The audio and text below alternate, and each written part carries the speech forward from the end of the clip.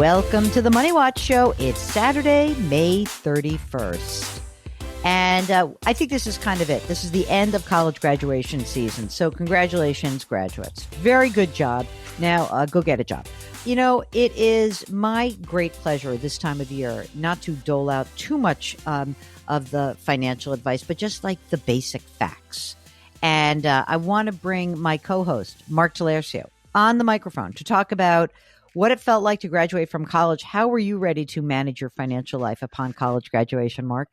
I don't think I was. I had not met you yet, so I had no one to hit up on an annual basis. But thankfully, I did not graduate with loads and loads and loads of college debt. Unlike many of our graduates today. Listen, millions of kids are, they're graduating. And, it's been a tough time, weirdly, just about the job market. And we can talk a little bit about some of the job market nuances. But I think what is clear to me is that I think when folks come out of school right now, they're shouldering this big burden of debt.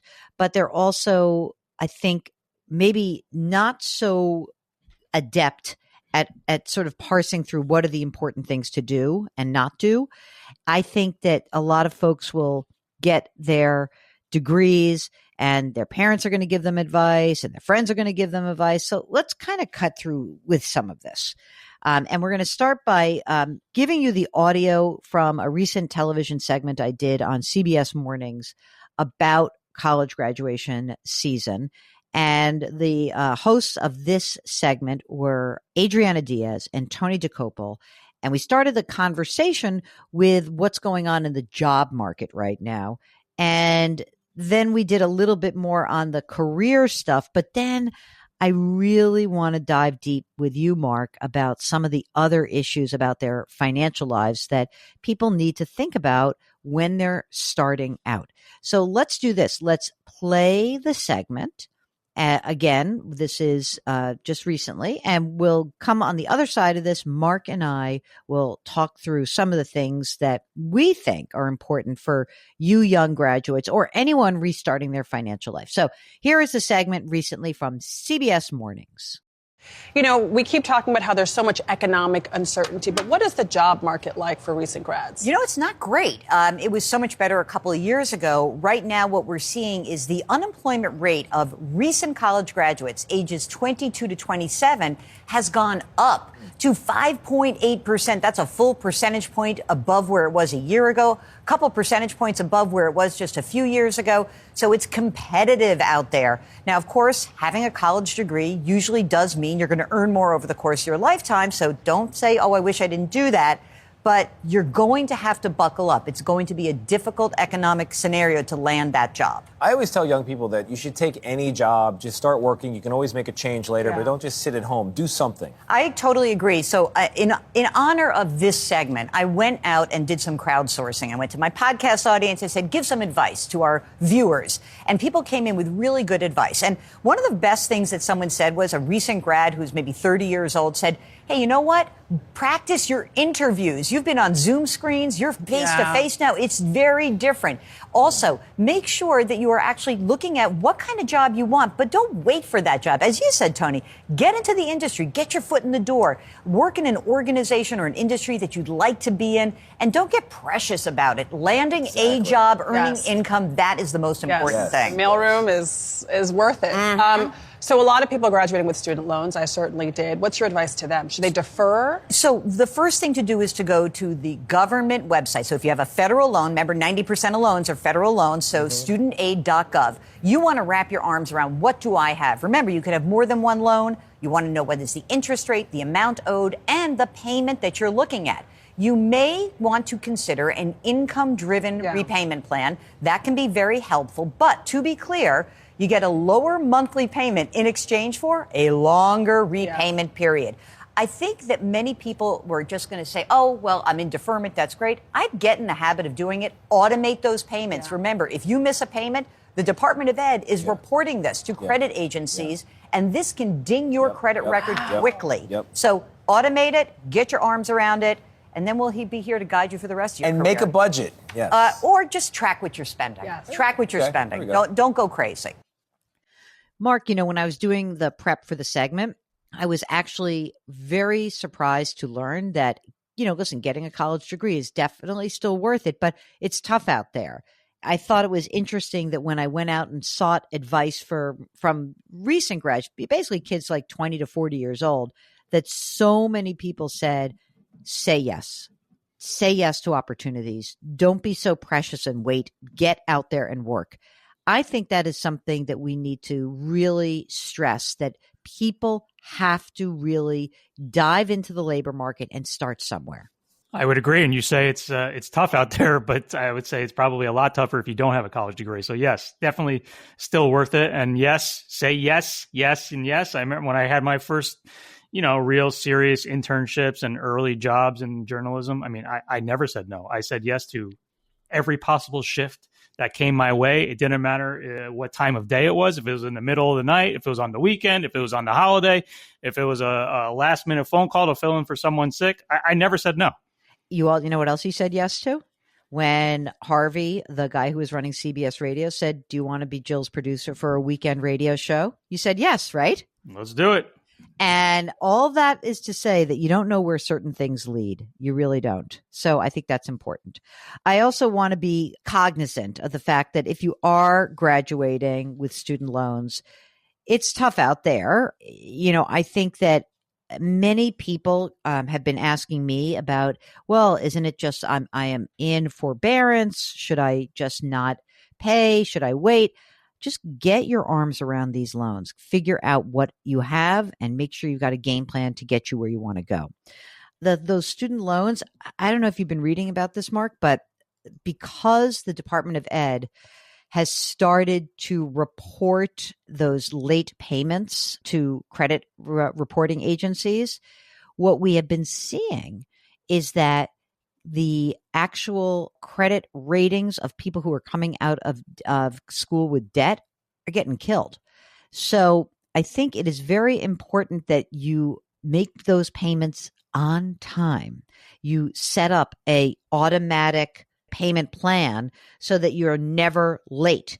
I think the other part is that if you're looking at, should you make a budget and how you're going to manage it? I don't know. Budgets, they can work, but I just track your money. Just make sure that you track the money that's coming in and out.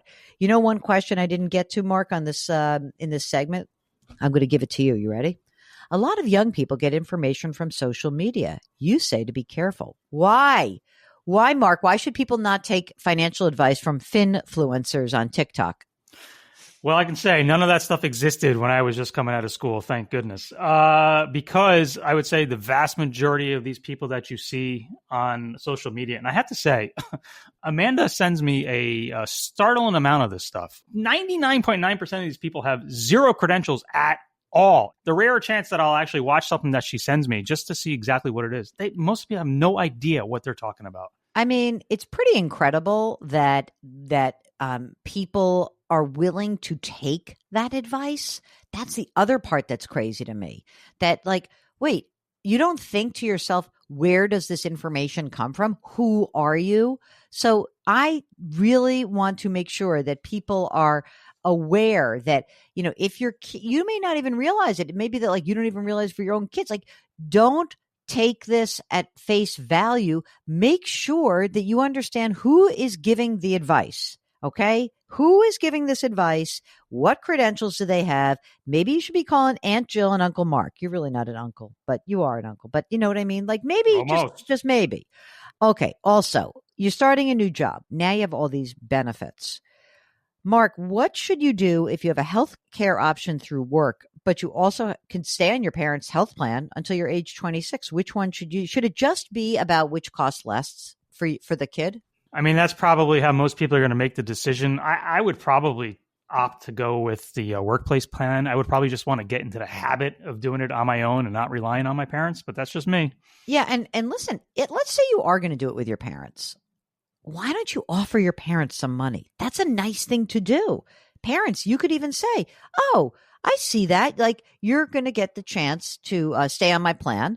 And it'll cost me whatever it is per, extra a month. Okay, well, how about you pay me some of that money? People keep saying to me, how do I make financially responsible adults? You actually ask them to do things. They're staying on your plan. You get them off. They stay on your phone plan or get the money from them. Why is this so difficult, gang? We don't need to float our kids' education and then their expenses their whole lives. And as I said, I have recently been with a lot of really smart financial planners, and some of whom pointed out to me, it's like one thing to help your kid out. It's another thing to enable your kid to have the lifestyle you have when they're 20 years old or 22 years old or 25 years old. You don't have to foot that bill. And you want them to be responsible? Make them responsible. Okay, I'm off my soapbox. What are other things that you may want to be using if you've got benefits? It's the retirement plan. Put that money up into the match. Just getting started. Like Mark said, some habit forming issues are occurring right now. You get this new job. You get your health care. You then use your retirement plan. Now you want to know actually how to grow up and be an adult. This is it. You put in your 5 or 6%, capture the company match. If you don't have a retirement plan, open up a Roth IRA. A Roth IRA is basically going to give you the ability to save for retirement. You're going to pay the money, the tax that's due on your income. You're going to then put up to $7,000 into this account. It will grow. And then by the time you retire, decades and decades into the future, the money will have already been taxed. What a deal. What a deal. I would use the Roth at work too if the plan allows. Absolutely. Keep using Roth. The reason why we say use Roth is that when you think about a Roth, just think about this. When is my tax bracket going to be the lowest possible tax bracket? It is probably right now when you graduate. It will be the lowest tax bracket you're in. And so, if you're a single young person and you're making $50,000 or $60,000, just remember, you're going to get your standard deduction. Let's say you make, I think household income is like $70,000. Let's say you make $70,000. You graduate. You get a standard deduction of $15,000. That means the bulk of your income is going to be taxed, between the 12 and the, say, 22%, somewhere in between there. So you're going to be paying a very low tax. Over time, you're going to make more money and your tax bracket's going to go up. So why not pay all the tax that's due on your contributions into this account right now? You're earning a little bit of money. Great. I know it's tough when you start. Get into the habit. And so many of these things, Mark, they are just habits. They're nothing more than that, a habit. So that to me is my best advice. Get into the habit of saving. Get into the habit of making sure that those automatic transfers take place to pay down your debt. Get into the habit of maintaining your relationships. Your networking is just a fancy term for, hey, someone did something nice for you at work. Maintain that relationship. Build your network, and you never know where it might lead. What else do we have to say to the new graduates, Mark? Good luck. Good luck. Throw that cap up in the air and get a job. Thank you very much. Okay. If you've got a new graduate, or if you yourself are a new graduate and you've got a bunch of things going on, you don't know what to do, get in touch with us. Go to JillOnMoney.com, click the Contact Us button, write us a note, and check that box if you want to join us on the air live. We'd love to have you. Okay. Remember, you can subscribe to us on the Odyssey app or wherever you get your favorite podcasts. Mark Talercio is our co-host and executive producer. He's also the king of our website, JillOnMoney.com. We drop our episodes on Saturdays and Sundays. Please leave us a rating and review wherever you listen. And of course, lift someone up. Change your work, change your wealth, change your life. Thanks for listening. We'll talk to you tomorrow.